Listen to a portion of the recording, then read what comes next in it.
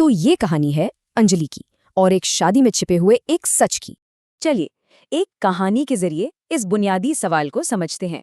अंजलि दिल्ली आई और आकाश से शादी कर ली, जो बाहर से काफी समझदार लगता था। पर शादी के बस कुछ ही हफ्तों में असलियत सामने आने लगी। शादी को लेकर दोनों की सोच में जमीन आसमान का फर्क था, जो एक टकराव बन रहा था। और देखिए, यही था उनके रिश्ते का असली संघर्ष, नजरिए का ये बड़ा फर्क। रात होते ही आकाश का बर्ताव बदल जाता। वो अंजलि की ना को अनसुना कर देता था और यही तर्क वो हर बार देता था, मतलब उल्लंघन को अधिकार बताकर। अंजलि महीनों तक इसी सवाल से जूझती रही। समाज के डर की वजह से वो खामोश थी।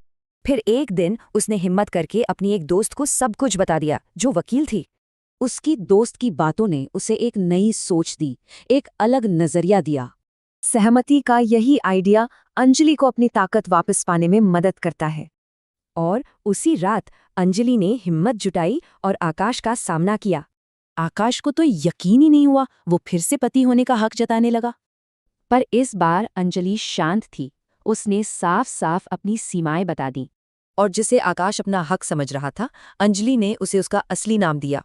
ये सुनकर आकाश सन्न रह गया।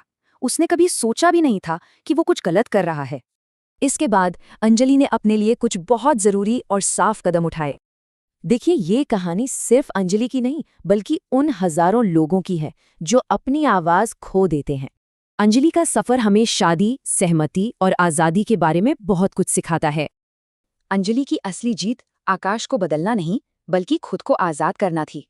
तो ये एक सवाल है जिस पर सोचना जरूरी है कि सहमति का असल मतलब क्या होता है।